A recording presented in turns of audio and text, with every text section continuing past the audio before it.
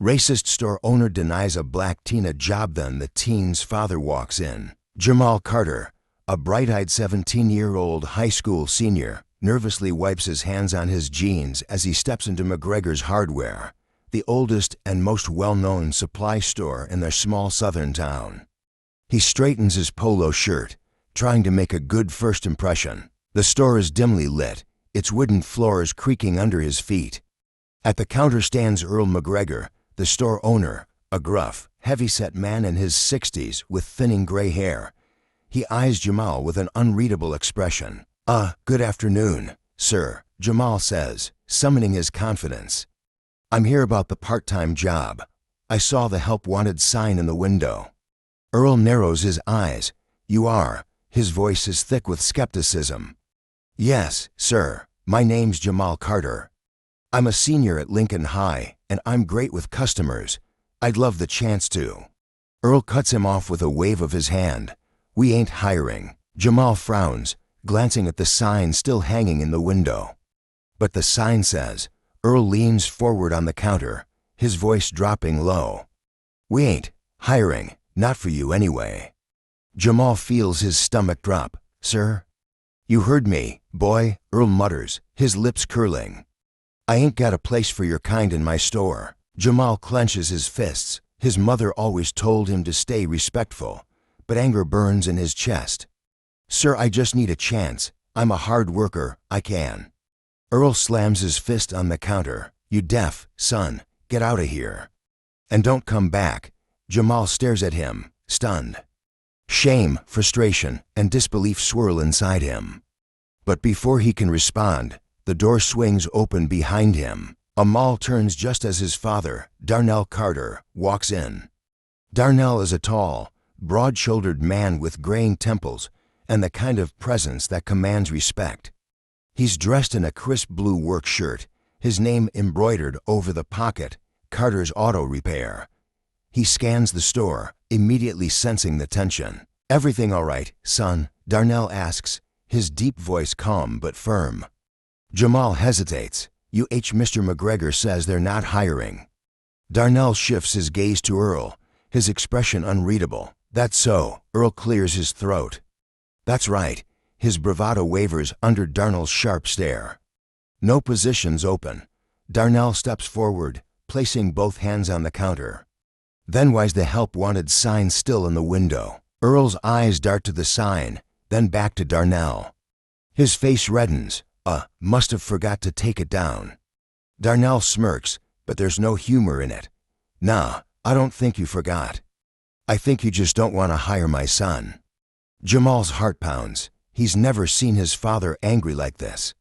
I don't know what you're talking about, Earl mutters, but he won't meet Darnell's eyes. Darnell exhales slowly. Listen here, McGregor. I've been living in this town my whole life. My father before me. We built our businesses from nothing. We earned our place, and I'll be damned if I let you tell my son he ain't good enough for a job just 'cause of the color of his skin. Earl swallows hard. You ever been to Carter's Auto? Darnell continues. I've worked on your truck plenty of times, fixed it right, treated you fair. Never once turned you away because of who you are. Earl shifts uncomfortably, scratching the back of his neck. So tell me, Darnell presses, what kind of man are you, Earl? The silence is thick. Jamal watches as the old man struggles with himself. He's used to being in control, making the rules. But now, faced with Darnell's unwavering stare, he looks small. Earl exhales sharply. Look, He stops, swallows, then grumbles, fine, the kid can have the job. Jamal blinks. What? Earl glares at him. You heard me. Come in Monday morning. Jamal glances at his father, but Darnell doesn't look pleased. He studies Earl for a long moment, then nods. That's a start. He turns to his son. You up for this, son? Jamal straightens. Yes, sir. Darnell nods, then fixes Earl with one last look. You better treat him right. Earl mutters something under his breath but doesn't argue. As father and son step out into the sunlight, Jamal exhales. I wasn't sure he'd change his mind. Darnell chuckles. He didn't change his mind. He just got reminded of something important. Jamal frowns. What's that? Darnell slaps a hand on his son's shoulder. That no man, no matter how small-minded, gets to decide our worth. Jamal grins, feeling lighter. The world hadn't changed in a day, but in that small store, a stand had been taken. Jamal arrives at McGregor's Hardware early Monday morning. He takes a deep breath before stepping inside. The store is just as he remembers: dusty wooden floors, old shelves lined with tools and supplies, and an eerie silence.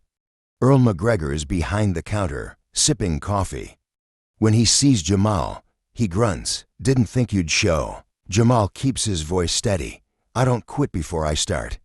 Earl eyes him for a moment, then jerks his head toward the stockroom. Go in back, start unpacking the new shipment. Jamal nods and gets to work. The stockroom is cluttered, boxes piled high with hardware supplies. As he moves crates and organizes items, he hears muffled voices from the front of the store. Why'd you hire him? One man whispers. Earl grumbles something in response. Jamal clenches his jaw but focuses on his work. He knew it wouldn't be easy. The first few days are tense. Customers stare when they see Jamal behind the counter. Some ignore him, pretending he isn't there. Others whisper among themselves. One afternoon, an older white man steps up to the counter with a box of nails. He scowls at Jamal. You even know how to ring this up, boy? Jamal's fingers tighten around the register, but he forces a smile. Yes, sir. He quickly scans the item and gives the man his change. The man grumbles, but Earl, watching from the side, says nothing. Another customer, Mrs. Reynolds, a kind elderly woman, greets Jamal warmly. Good to see a young man working hard, she says, handing him a 20. Jamal smiles. Thank you, ma'am. Earl watches the exchange. Something in his face shifts, but he says nothing. One evening, Jamal is restocking shelves when a group of teenage boys walk in. Locals he recognizes from school. They snicker when they see him. Didn't know McGregor was hiring charity cases. One of them sneers. Jamal ignores them. Another boy nudges Earl. Why'd you hire him, Mr. McGregor? Earl doesn't respond. Instead, he looks at Jamal, eyes narrowed. One of the boys smirks and mutters just loud enough for Jamal to hear. Bet he's slow, too. Jamal's chest tightens. He sets down the box he's holding, turning toward the group. His voice is calm but firm. Y'all done? The boys laugh. But before Jamal can respond, a deep voice cuts through the store. You got a problem with my son? Darnell Carter stands at the entrance, arms crossed. The air goes still. The boys freeze, then mutter excuses and hurry out. Earl exhales and finally speaks up. Don't need troublemakers like that in here. Jamal looks at him in surprise. Darnell walks up to his son. You all right? Jamal nods. Yeah. Earl watches the interaction, something unreadable in his expression. He clears his throat. Carter, you ever fix a carburetor on an old Ford? Darnell raises an eyebrow. Plenty of times. Why? Earl hesitates, then mumbles, truck's been giving me trouble. Darnell smirks. Bring it by the shop. Earl grumbles but doesn't refuse. Jamal watches the exchange, realization dawning on him. Maybe, just maybe, change was possible. A week later, Jamal is sweeping when Earl walks up beside him. He hands Jamal a cold soda, looking almost uncomfortable. Jamal takes it cautiously. Thanks. Earl nods, then mutters, you do good work, kid. Jamal blinks. Coming from Earl, that's practically a miracle. Earl clears his throat. Your dad, he's a good man. Jamal grins. Yeah, he is. Earl nods slowly, then turns back toward the counter. It wasn't a full apology. It wasn't a grand gesture, but it was a step. And for Jamal, that was enough for now. A few more weeks pass, and while things aren't perfect, Jamal notices subtle changes. Some customers have warmed up to him, and even Earl McGregor, though still gruff, has stopped making dismissive remarks. One afternoon, just as Jamal is closing up, Earl walks over and leans on the counter. He clears his throat, avoiding eye contact. You single quotes doing all right, kid, he mutters. Jamal raises an eyebrow. Thanks, Earl exhales. Look. I ain't gonna pretend I've been fair to you, or your daddy. Truth is, I was raised a certain way, and old habits die hard. Jamal folds his arms, waiting. Earl shifts uncomfortably. But your daddy fixed my truck better than any mechanic I've been to. And you work hard. Never talk back, never complain. Jamal watches him carefully. Is this your way of saying sorry? Earl grunts. Don't push your luck, kid. Jamal smirks but nods. I appreciate it. Earl grumbles something under his breath, then waves a hand. Go on, get out of here. Store's closed. Jamal grabs his bag, feeling something he never expected: pride. Not just in himself, but in the small step forward that had just taken place. The change doesn't go unnoticed. Some customers begin treating Jamal with more respect. Mrs. Reynolds even tells him, "You're the best worker McGregor's had in years." Even more surprising, one afternoon, Mr. Harris, the owner of the diner across the street, pulls Jamal aside. "You know, son," he says, stroking his chin, "I've seen how you handle customers. If you ever want a job with better pay, you come talk to me." Jamal is stunned. He nods. "Thank you, sir." As he gets back to work, he realizes something. By standing his ground and proving himself, he's opened doors not just for himself, but for others who might come after him. One evening, just before closing, a man walks in, tall, broad-shouldered, and unfamiliar. He eyes Jamal with open disdain. "Where's McGregor?" He grunts. Earl steps out from the back. "Right here." "What you need, Hank?" Hank scowls. "Didn't think I'd see the day you'd let one of them work here." Silence. The old Earl McGregor might have chuckled or nodded in agreement. But this time, something shifts in his expression. Jamal waits, unsure what Earl will say. Earl crosses his arms. "He's a damn good worker, Hank. Better than most folks I've hired." Hank snorts. "Didn't figure you for the type to go soft." Earl leans on the counter. "Didn't figure you for the type to be stuck in the past." Jamal's eyes widen slightly. Hank huffs, mutters something under his breath, and storms out. Jamal glances at Earl. "You didn't have to do that." Earl grumbles. "Yeah, well, wasn't right." For the first time, Jamal sees something in Earl's face he never expected: growth. A few months later, Jamal is stocking shelves when he notices something. The help wanted sign is still in the window. But this time, another black teenager is walking in, looking hopeful. Earl watches the kid approach, then turns to Jamal. "You want to show him the ropes?" Jamal grins. "Yeah, I got it." As he steps forward, he realizes something: he hadn't just won a job. He had changed something bigger, maybe only a little, maybe only in one store, but change had to start somewhere. And in this small southern town, it had started with him. Jamal shakes hands with the new hire, a quiet but eager 15-year-old named Marcus. Marcus looks around nervously, gripping the straps of his backpack. "You ever worked a job before?" Jamal asks. Marcus shakes his head. "No, sir." Jamal chuckles. "Don't call me sir. I'm not that old." Marcus cracks a small smile. Earl watches the interaction from the counter and grumbles. "Ain't got all day, Carter." "Get him to work." Jamal rolls his eyes but nods toward the back room. "Come on, I'll show you how to unload stock." As they walk away, Marcus lowers his voice. "Is it true that Mr. McGregor didn't want to hire you?" Jamal pauses, thinking about how much has changed. "Yeah, but things are different now." Marcus looks at him, hopeful. "You think he'll treat me fair?" Jamal smirks. "Guess we'll find out." A few weeks later, the annual town fair kicks off.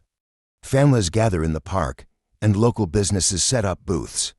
Carter's Auto Repair has a tent, and so does McGregor's Hardware. Jamal helps run McGregor's booth, demonstrating tools and handing out discount coupons. Marcus is beside him, passing out flyers. "Didn't think I'd see you two working side by side," a voice says. Jamal turns to see Mrs. Reynolds smiling warmly. Earl, standing nearby, folds his arms. "Things change."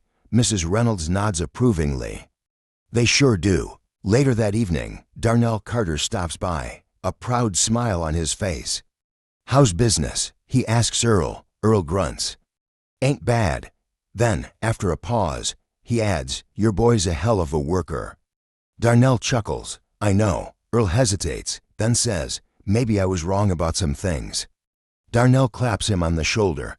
Takes a real man to admit that. Jamal watches, amazed. Months ago, he never would have believed this moment was possible. As weeks pass, word spreads.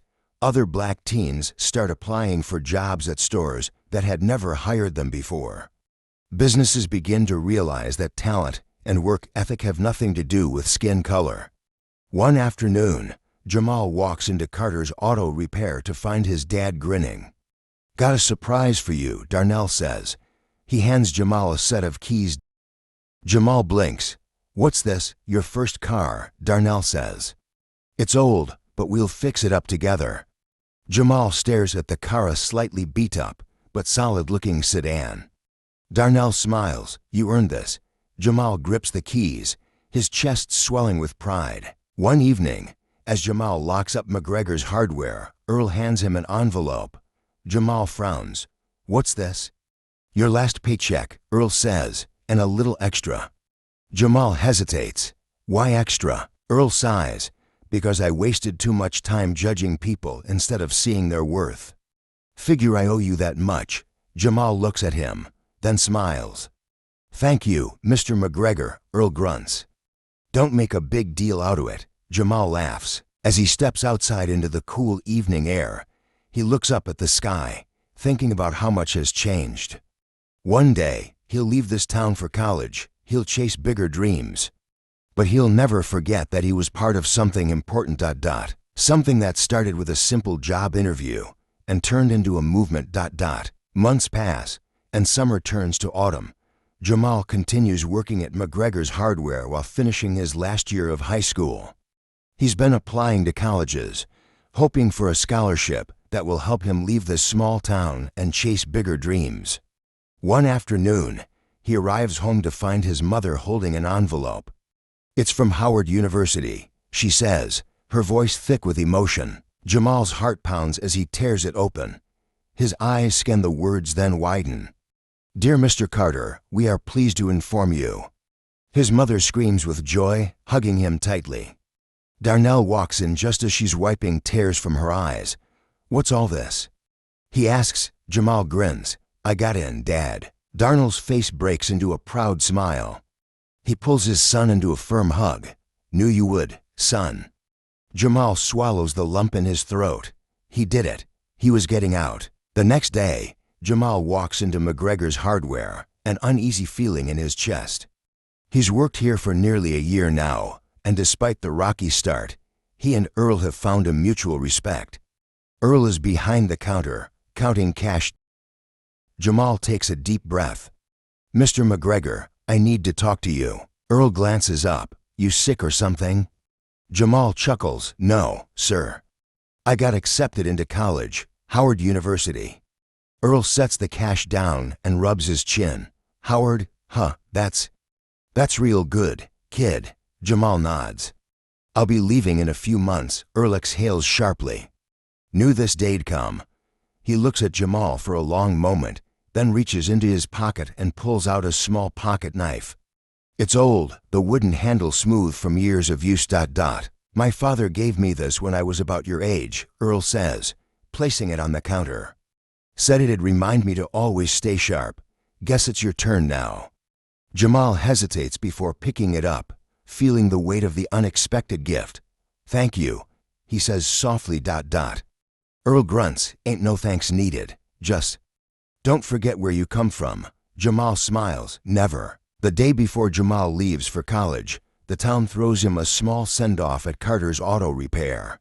Friends, family, and even some of the people who once doubted him show up. Earl stands near the back, arms crossed, watching as Jamal thanks everyone. When the crowd thins out, he walks over. "Guess this is it," Earl says. "For now," Jamal replies. Earl nods. "You ever need a job, this place'll be here." Jamal smirks. "I appreciate that, but I don't think I'll be coming back to stock shelves forever." Earl chuckles. Didn't think so. Go make something of yourself. Jamal grips the pocket knife in his hand. I will. Years later, Jamal steps off a plane, his diploma in hand. He's no longer the nervous teenager who walked into McGregor's Hardware asking for a job. He drives through town, noticing the small but meaningful changes, more diversity in the businesses, more young black teens working jobs they never could have before. He stops by McGregor's Hardware and steps inside. The bell jingles, and a familiar voice grumbles from behind the counter. You lost, kid. Jamal grins. Just visiting. Earl looks him up and down. College made you soft. Jamal laughs. Not a chance. Earl smirks. Good. Then, after a pause, he adds, got a new kid working here. Marcus says you taught him well. Jamal nods. That's what it's all about. Earl eyes him. So what's next? Jamal smiles. Bigger things. But I'll always remember where I started. Earl nods approvingly. As Jamal walks out, he looks up at the sky, knowing that change had started in this little town. And now, it was his turn to take that change to the world. A few more years pass. Jamal has built a successful career working in urban development, helping black-owned businesses thrive in communities like the one he grew up in. But no matter how far he goes, he never forgets home. One afternoon, he drives back into town. The streets look mostly the same, but there's a sense of progress. He parks outside Carter and Sons Auto Repair, his father's shop, which now has his name on the sign. Inside, Darnell is working under the hood of a car. He wipes his hands on a rag and grins. Look what the wind blew in. Jamal chuckles. Couldn't stay away forever. Darnell pats his shoulder. Your mama made sweet tea. She wanna see you. Jamal nods, but first, he has another stop to make. Jamal walks into McGregor's Hardware, expecting to see Earl behind the counter. Instead, Marcus, now older, taller, and more confident, stands there. Well, Marcus grins. Look who it is. Jamal laughs. Didn't know you were running the place. Marcus nods. Yeah, Earl retired last year. He sold the store to me. Jamal blinks in surprise. You own McGregor's now. Marcus smirks. Crazy, right? But he said he wanted it in the hands of someone who'd take care of it. Said he didn't trust just anybody.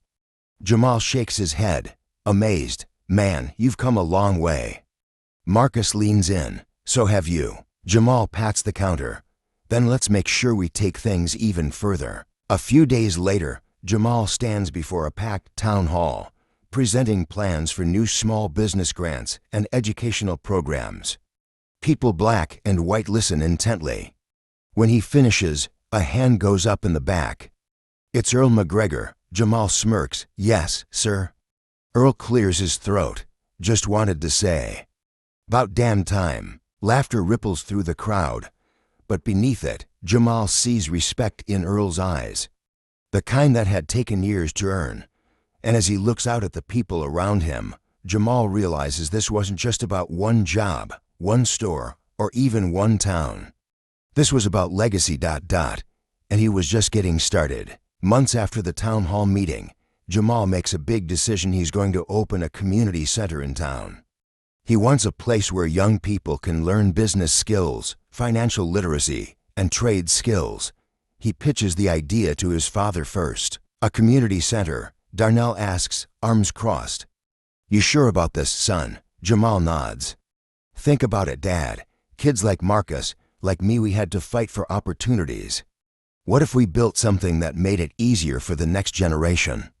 Darnell studies him for a moment, then breaks into a proud smile. Then let's get to work. One afternoon, as Jamal visits Marcus at McGregor's Hardware, Earl McGregor shuffles in. He's slower now, but still sharp as ever. I hear you're trying to build something, Earl grumbles. Jamal nods. Yes, sir, a community center. Earl snorts. Ain't nobody got time for that feel-good nonsense. Jamal smirks. That's funny, 'cause Marcus tells me you just donated a bunch of lumber and supplies. Earl mutters something under his breath, then waves a hand. Just get it built right.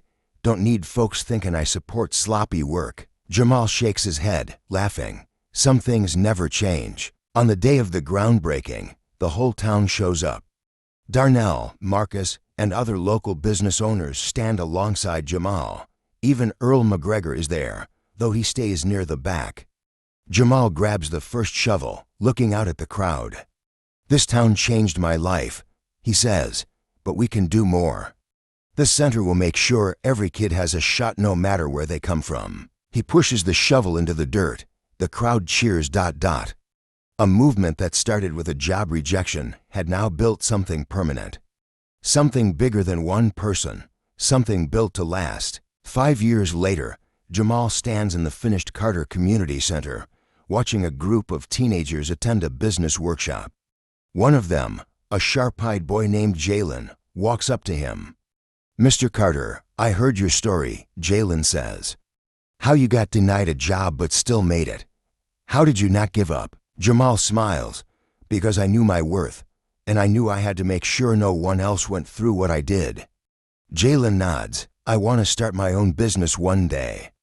Jamal hands him a business plan worksheet. "Then let's get to work." As Jalen walks off, Jamal glances out the window. Across the street, Marcus locks up McGregor's hardware. His father's auto shop is still busy. The town is thriving. And it all started with one moment, one stand, one step forward. Jamal smiles to himself. This was only the beginning. One crisp autumn afternoon, Jamal is in his office at the Carter Community Center when his secretary knocks. "There's someone here to see you," she says. Jamal looks up to see a woman in her mid-40s, dressed in a neatly pressed blazer. She steps forward with a confident smile. "You probably don't remember me," she says. "I'm Angela Reynolds. I was on the hiring committee for the regional business grant you applied for." Jamal stands, extending his hand. "Of course, I remember you. What can I do for you?" Angela glances around, nodding in approval at the framed photos of successful community projects. "Actually, I'm here to make you an offer. We need someone like you on the state's Economic Development Board, someone who understands what small towns like this need." Jamal raises an eyebrow. "Me? A government position?" Angela smiles. "You've already built something great here. Imagine what you could do on a larger scale." Jamal leans back in his chair, considering the opportunity. He had always wanted to make a difference, but this could take it to a whole new level. "Let me think about it," he says finally.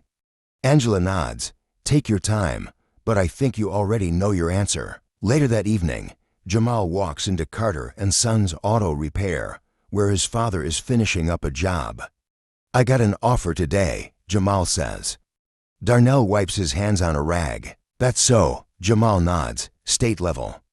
Economic development." Darnell studies him for a moment. "And what's stopping you?"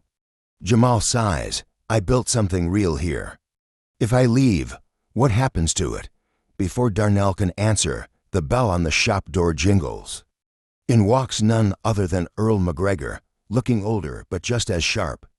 "Heard you might be leaving us, Carter," Earl says, leaning on his cane. Jamal folds his arms. "News travels fast," Earl grunts.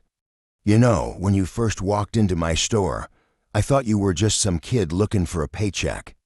Turns out you were the one who changed this town." Jamal smirks. "Didn't do it alone." Earl nods. "Damn right, which is why you can leave." Jamal frowns. "Come again?" Earl gestures toward the community center outside. "Look around, Carter. You ain't the only one fighting for change anymore. You did your part. Now let others step up."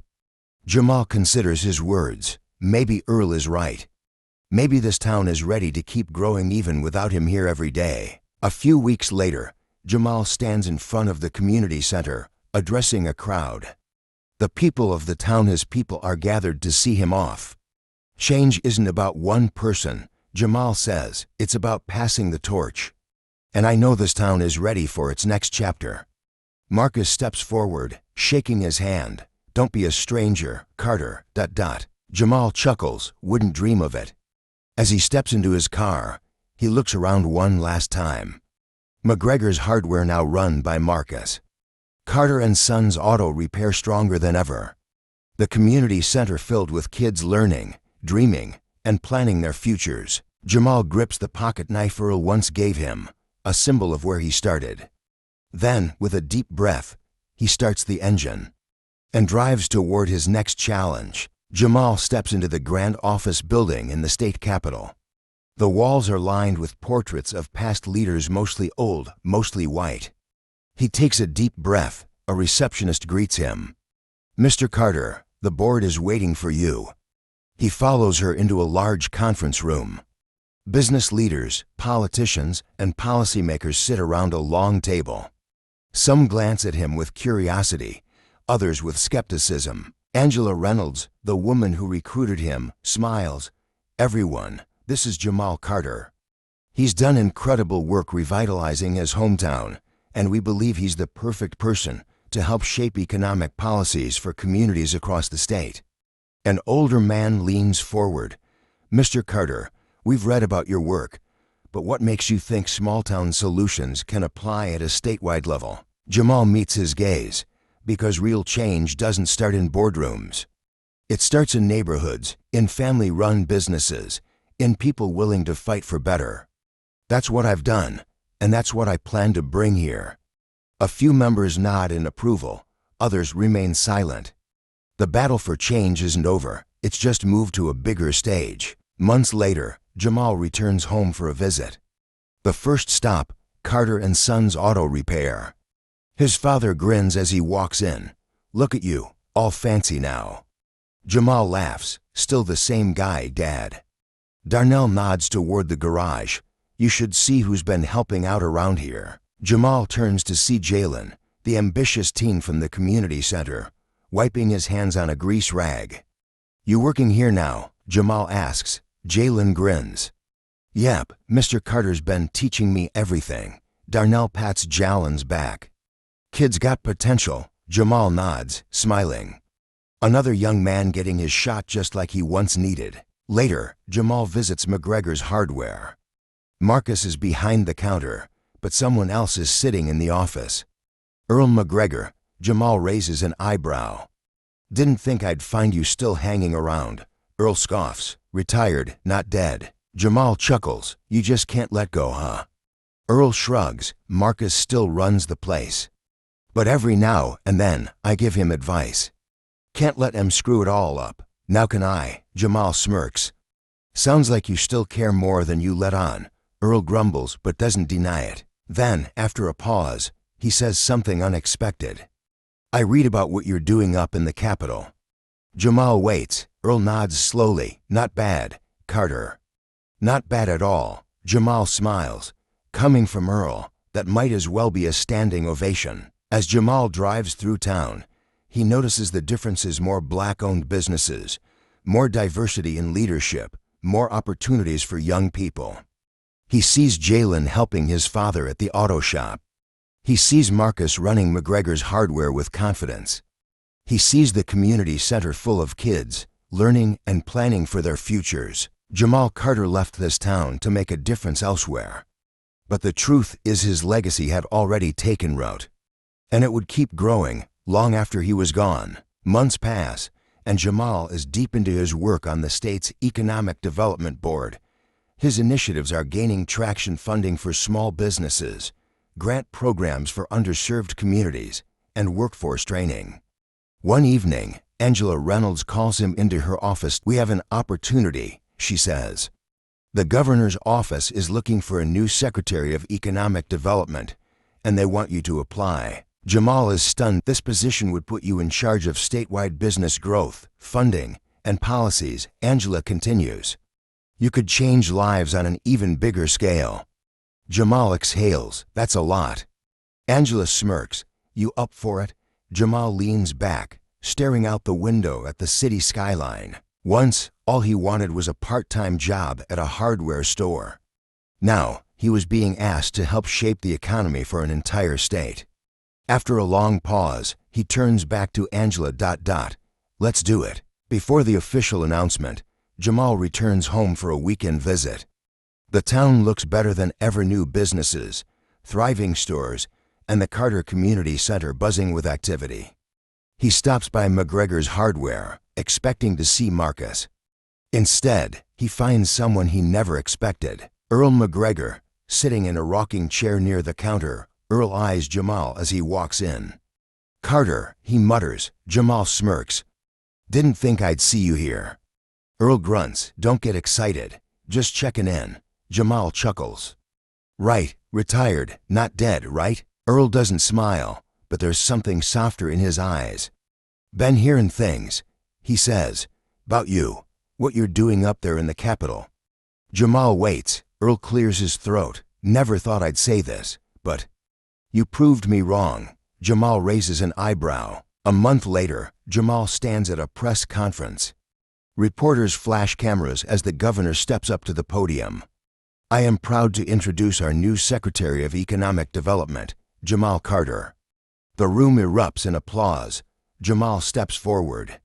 He grips the pocket knife, Earl's old gift, still tucked in his suit pocket, a reminder of where he started. As he speaks, his mind flashes back to his father's garage, to Marcus and the community center kids, to Earl McGregor shaking his hand. He smiles. This wasn't just his success. It was all of theirs, and he was just getting started. Months into his new role, Jamal receives a package. Inside is a letter from Earl McGregor. "Carter, doctors say I ain't got much time left. Figured I should say this before it's too late. You built something real. I was too damn stubborn to see it at first, but you were right all along. This town needed change, and you gave it to M. I've left McGregor's hardware to Marcus in my will. It's his now. Maybe he'll run it better than I ever did. You proved me wrong, Carter, and I'm glad you did. P.S. Keep that pocket knife. You earned it." Jamal exhales, holding the letter tightly. Earl McGregor, the man who once denied him a job, had just given him something even greater: respect. Years later, Jamal returns home for the grand reopening of McGregor's hardware. Now renamed McGregor and Carter Hardware, honoring the two men who built its legacy. Marcus, now a proud store owner, stands at the podium. "The store represents more than just tools and supplies," Marcus says. "It represents change, growth, second chances." The crowd cheers. Jamal looks around at his father, his community, the next generation. A town that once rejected him had now embraced him. And as he watches Jalen, now a young entrepreneur, help a customer inside, Jamal knows this town will never be the same. Because once change starts, it never stops. Years pass, and Jamal's impact on economic development is undeniable. Small businesses are thriving, underserved communities are receiving funding, and employment rates have improved. One evening, Angela Reynolds calls him. "You've done incredible work, Jamal," she says. "But we need someone with your vision at an even higher level." Jamal frowns. "Higher?" Angela takes a deep breath. "The governor isn't seeking re-election. We want you to run." Jamal nearly drops his phone. "For governor?" Angela nods. "Think about it. You've already changed the system from within. Now it's time to lead it." Jamal is silent. This wasn't just a new job, it was an entirely new battlefield. Before making a decision, Jamal returns home. He walks through the streets of his childhood, streets that once seemed closed off to him, but now bear his name on buildings, initiatives, and scholarships. Stopping at McGregor and Carter Hardware, he finds Marcus behind the counter. Marcus looks up and grins. "Let me guess you need some campaign signs." Jamal chuckles. "Haven't decided yet." Marcus shakes his head. "Jamal, you always say opportunities aren't just about what you want. They're about what you can do for others." Jamal smirks. "You really know how to throw my own words back at me, huh?" Marcus laughs. "Only when you need to hear 'em." Jamal exhales. The answer is becoming clear. That evening, Jamal stops by his father's garage. Darnell is older now, but still sharp, still working. Jamal leans against the workbench, thinking about running for governor. Darnell doesn't look up. "About time." Jamal blinks. "You knew." Darnell smirks. "Boy, I've known since you were 15, fighting for a job at that hardware store." Jamal laughs. "And you never said anything?" Darnell shrugs, had to let you figure it out yourself. Jamal sighs, it's a big responsibility. Darnell finally looks at him. Son, you've always been fighting for what's right. Only difference now, more people will be watching. Jamal nods. His father is right, and he's ready. A week later, Jamal stands before a packed auditorium. Cameras flash, news stations go live. He steps up to the podium, takes a deep breath, and speaks. This journey started when I was just a teenager, looking for a fair shot. I learned that opportunity isn't just given, it's fought for. And now, I'm ready to fight for all of us. The crowd erupts. Jamal Carter is officially running for governor. Not everyone is thrilled. His opponent, a career politician, calls him inexperienced. Some critics say he's too radical. But Jamal has heard it all before. One night, after a heated debate, an unexpected voice calls him, Earl McGregor's son. Dad would have voted for you, the man says. Jamal is quiet for a moment. That means a lot. The town that once denied him a job was now rallying behind him. Months later, election night arrives. Jamal and his team watch as the results come in. A tense silence. Then, the final numbers flash on the screen. Jamal Carter Governor elect. The room erupts. Jamal exhales, overcome with emotion. His father hugs him tight. Told you, son. Marcus shakes his hand. Guess I better start calling you Governor Carter now. Jamal grins. Nah, just Jamal. On Inauguration Day, Jamal takes the oath of office. As he stands before thousands, he thinks about the journey. The rejection, the fight, the people who believed in him. Now, he stands here, not just for himself, but for every kid who was ever told no. Every worker who was underestimated. Every dreamer who just needed a chance. Jamal Carter, once denied a job at a hardware store, is now the leader of an entire state. And this is just the beginning. Months into his term, Jamal visits a local school. A young black boy raises his hand. Governor Carter, how do you know when to fight for something? Jamal smiles, thinking of his father, Marcus, Earl McGregor, and all the moments that led him here. You fight, Jamal says, when you know something is worth changing. The boy nods, smiling. And in that moment, Jamal knows the next generation is ready. 2 years into his term as governor, Jamal Carter is making national headlines. His policies on economic reform, small business growth, and community investment are being studied by leaders across the country. One evening, Angela Reynolds, now his chief of staff, walks into his office with a serious expression. We need to talk, she says. Jamal leans back. That sounds ominous. Angela hands him a report. Polls are showing something interesting. Jamal scans the numbers. His approval rating is sky high, and his name is coming up in national conversations. Angela smirks. People are asking if you're thinking about a run. Jamal sets the paper down. For Senate, Angela shakes her head. For president, Jamal exhales. He knew this day would come, but was he ready for it? Before making a decision, Jamal receives an invitation to a private gathering, a roundtable of former U.S. presidents. In a quiet, high-security conference room, he sits across from men and women who have led the country before him. One former president, known for his sharp mind, leans in. Governor Carter, we've been watching your rise. You've done the impossible. Another nods. But the national stage is different. It's brutal. Are you ready for that level of scrutiny? Jamal doesn't hesitate. I wasn't supposed to make it this far, but I did. A former president with silver hair chuckles. Good answer. Before announcing anything, Jamal takes one more trip home.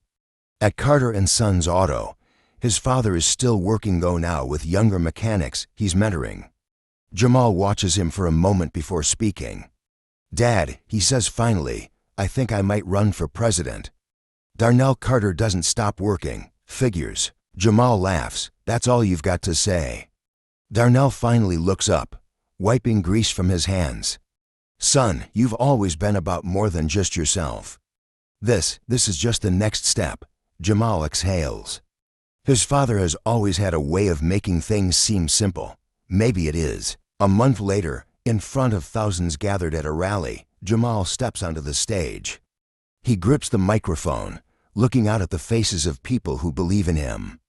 "My story isn't just mine," he says, "it's yours. It's every person who's ever been underestimated, denied, or told no." He pauses, letting the weight of the moment settle. "And that's why today, I'm announcing my candidacy for President of the United States." The crowd erupts. Jamal Carter, once denied a simple job at a hardware store, is now running for the highest office in the land. Campaigning is relentless. Jamal travels from state to state, debating opponents, speaking at town halls, and shaking thousands of hands.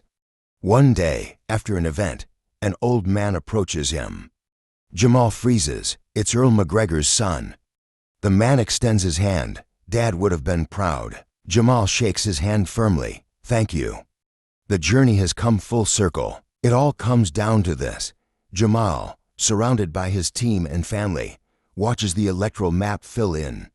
Red, blue, too close to call. Then, the final states report in. Jamal Carter has won. He will be the next president of the United States. Tears, cheers, his father hugging him tighter than ever. Jamal steps onto the victory stage, looking at the roaring crowd. A hardware store once told him no. Now, the entire country just said yes. The morning after the inauguration, Jamal Carter walks into the Oval Office for the first time as President of the United States. The weight of history settles on his shoulders. He thinks of his father, Marcus, Earl McGregor, and every person who doubted him. Angela Reynolds, now his chief of staff, steps in. "You ready for this?" she asks. Jamal smirks. "Too late to back out now," Angela chuckles. "Way too late." He takes a deep breath, then sits behind the resolute desk. A kid from a small town, a teenager once rejected from a hardware store, and now the leader of the free world. "All right," Jamal says, straightening his tie. "Let's get to work." Jamal's presidency begins with major challenges. The country is divided politically, socially, and economically. Some people celebrate his historic win. Others call it a mistake. Cable news panels debate his policies. Social media is filled with both praise and criticism. But Jamal is focused. He didn't come this far to back down now. 6 months into his presidency, disaster strikes. A major economic recession looms. The stock market is volatile, businesses are struggling, and unemployment rates start rising. Critics pounce. The president isn't ready for this. He's in over his head. This is why we shouldn't elect outsiders.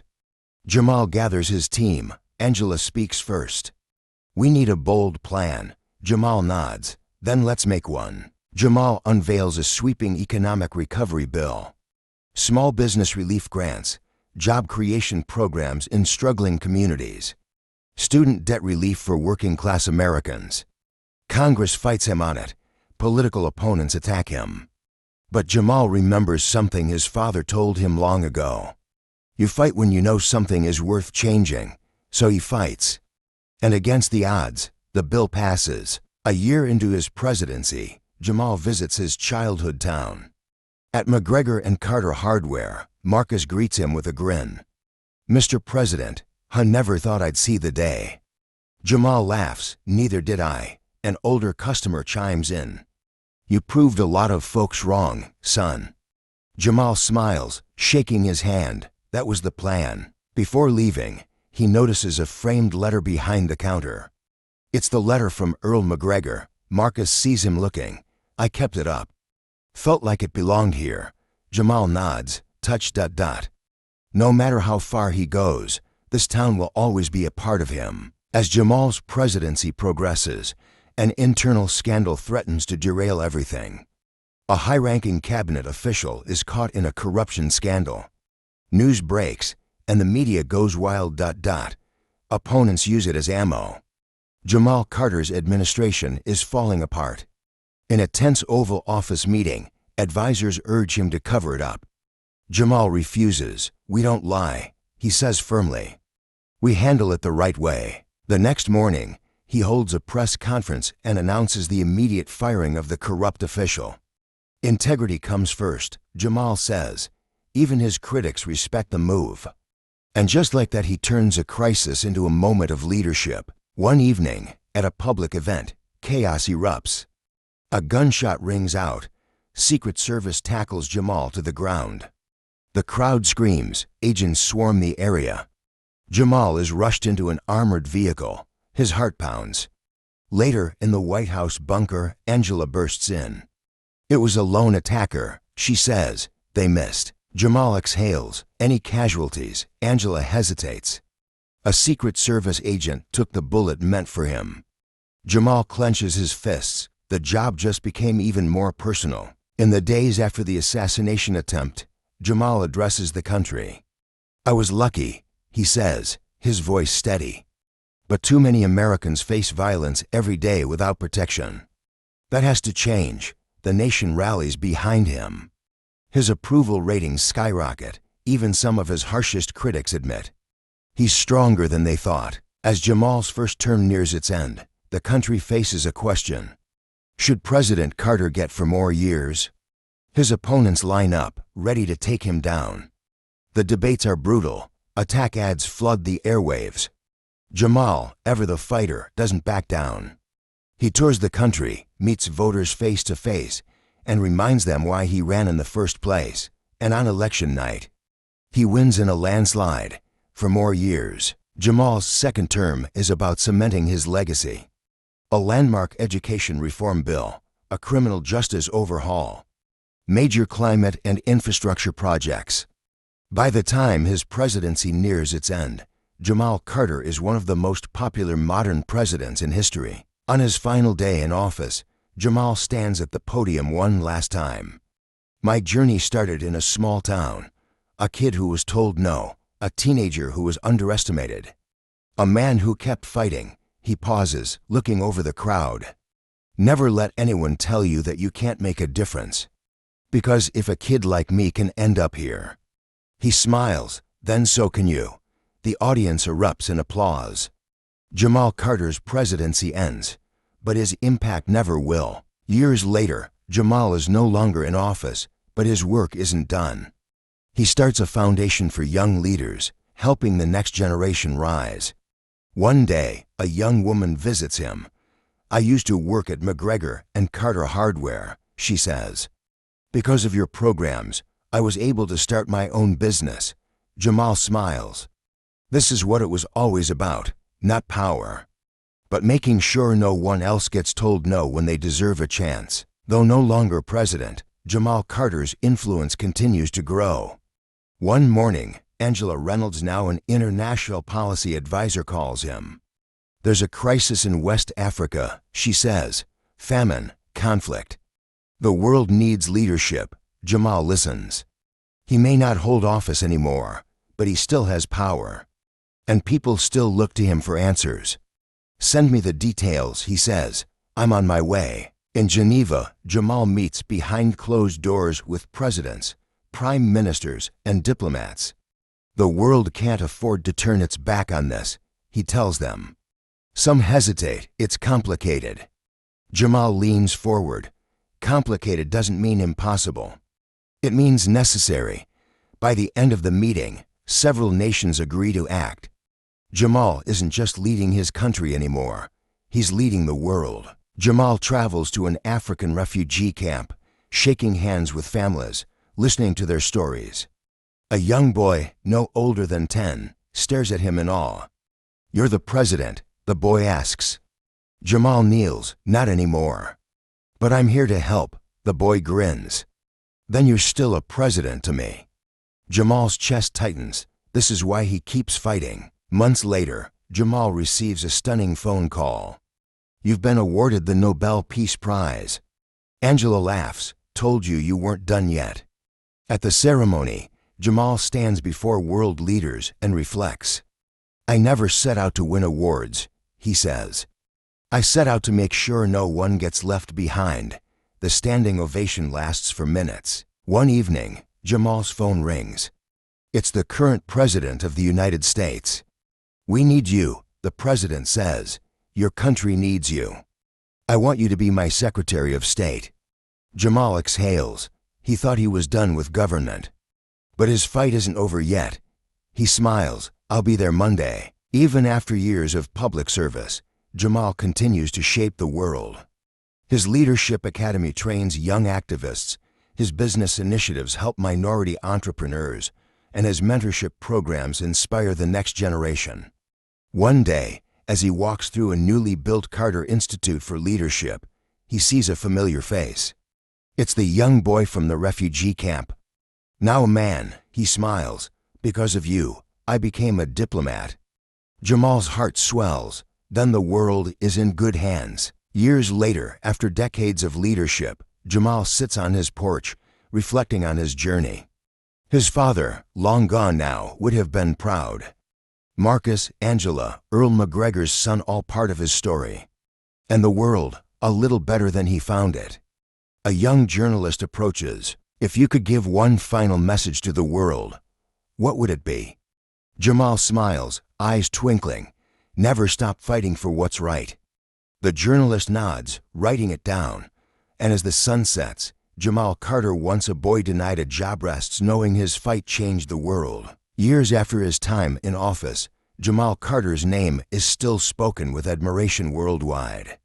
But his story isn't just about him anymore. A new generation is rising. One evening, he receives a call from his daughter, Maya Carter. "Dad," she says, her voice filled with both excitement and nerves, "I'm running for Congress." Jamal pauses, a slow smile forming. "You sure you're ready for this?" "I learned from the best," Jamal chuckles. "Then let's win this thing." The Carter legacy continues. Maya, a fierce and passionate advocate for education reform, faces a tough election. Opponents label her as riding her father's coattails. In a heated debate, her rival smirks. "Tell me, Ms. Carter, do you have any original ideas, or are you just your father's shadow?" Maya doesn't flinch. "I'm proud of my father. But I'm not here to repeat history, I'm here to make my own." The crowd erupts in applause. On election night, Maya Carter wins. As she takes the stage for her victory speech, Jamal watches from the front row. His daughter stands before the crowd, the future in her hands. Jamal wipes away a tear. She's not just following in his footsteps. She's blazing her own trail. Years later, Jamal is invited to give a speech at a university. As he steps off stage, a familiar face approaches, Earl McGregor's grandson. "You probably don't remember me," the young man says. "But my grandfather once made a mistake, a big one." Jamal nods, remembering the racist store owner who denied him a job so many years ago. "My family spent years trying to erase that shame," the young man continues. "I want to do better. I want to help fix what he broke." Jamal studies him. "The past can't be changed, but the future is unwritten." "Then let's get to work," Jamal says, shaking his hand. Decades later, an elderly Jamal Carter is invited to deliver one last public address. The world has changed since his journey began. He stands before a packed stadium, thousands waiting on his words. "When I was a kid, a man looked me in the eye and told me, 'We don't hire your kind.'"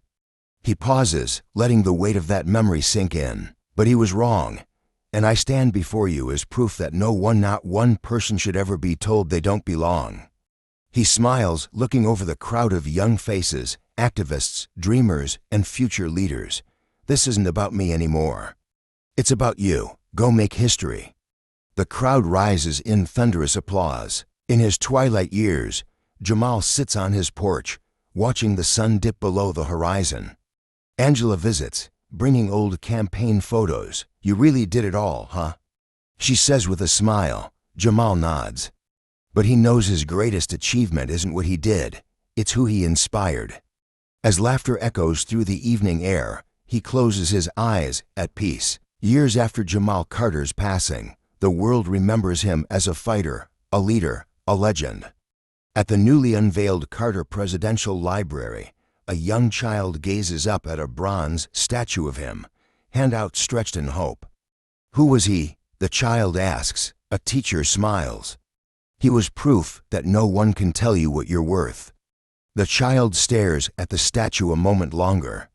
Then, eyes filled with determination, they walk forward toward their own future. A young activist stands at a podium, their voice trembling but determined.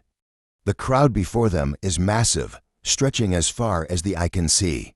Behind them, a massive banner reads, "The Jamal Carter Foundation Empowering the Next Generation." The activist takes a deep breath. "When I was a kid, I read about a man who was once denied a job because of the color of his skin. Instead of giving up, he changed the world. He proved that no rejection, no injustice, no doubt can stop a person who refuses to quit." They pause, eyes scanning the faces before them. Jamal Carter may be gone, but his fight isn't over. His dream didn't end with him, it lives in us. They raise a fist in the air. So we don't wait, we don't ask for permission. We build, we lead, we change the world. The crowd erupts and cheers ... And as the sun rises over a new era of dreamers and doers, one thing is clear. The fight for justice, equality, and opportunity never ends. And neither do the people willing to fight for it.